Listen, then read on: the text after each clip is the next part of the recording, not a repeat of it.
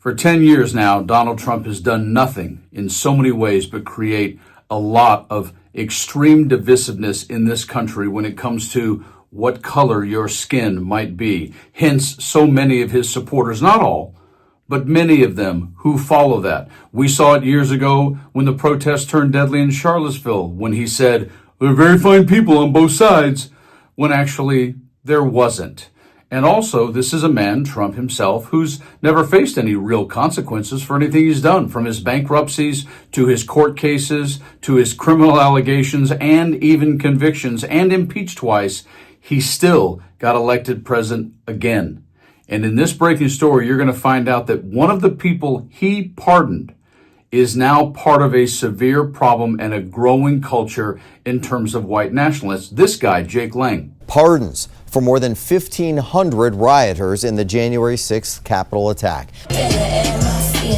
That music leading to this moment when Jake Lang, a January 6th rioter charged with several counts of assault, including attacking an officer with a bat, was released from D.C. jail Tuesday night. We are back, baby! We are back, baby! Who's now running for Marco Rubio's seat in Florida and has inserted himself into a tragic story that just occurred between two teens. I'm going to show you the breaking story in just a few seconds, but here, take a listen to this real quick. Tensions deepening between two Texas families, torn apart by a deadly high school track meet stabbing, now playing out in public view.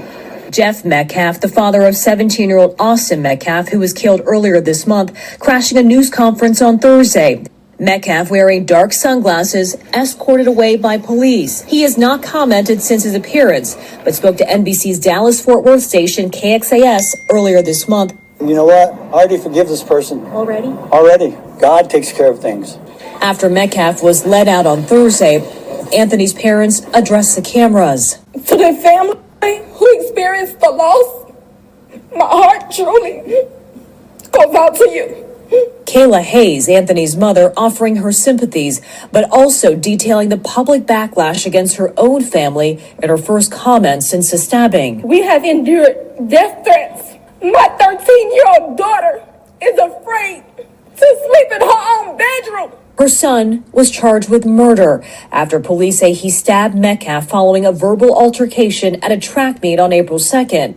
They say Anthony admitted to the killing, saying he acted in self-defense.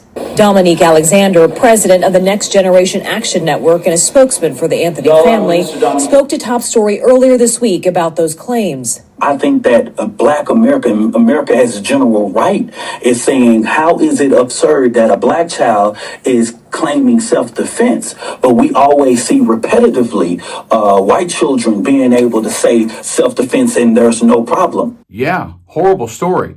But what is Jake Lang, guy associated with the Proud Boys, January 6th attacker, and now pardoned, doing? He's inserted himself into this story and blamed the father of the slain white boy for being weak. Take a listen. This country is wrong. Why can't you stand that and say with that? Maybe you can. Would you be willing to stand by me in a press conference or in an individual interview and talk about this issue that is larger than Austin at this point? God rest the beautiful young man's soul that would have been one of our strongest voices if he was still alive today. You done? Yes, I am, sir. Okay, I'm not trying to speak. You are part of the problem, my friend. You're trying to create more race divide than bridging the gap. I do not condone anything you do. You do not have any... That's called white guilt. No, let it go. My son, let me finish. I give you your time.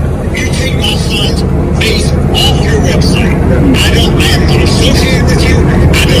You're creating more Austin Metcalfs with your weakness, sir. You are creating more Austin Metcalfs with your weakness. You're being weak.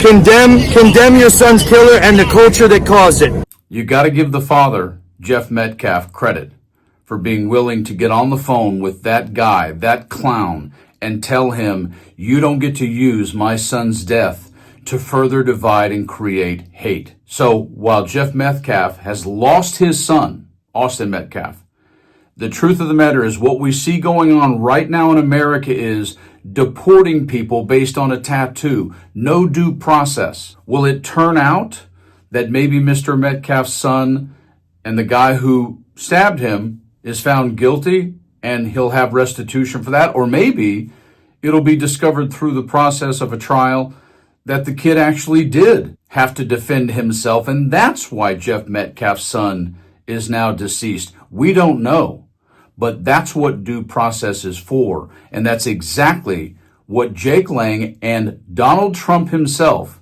don't want. They want to be judge and jury and convictor all themselves when it comes to something related to perhaps skin color. This is the world we live in today, and Trump has helped create the emboldenment of people like Jake Lang, without question. You guys stay frosty.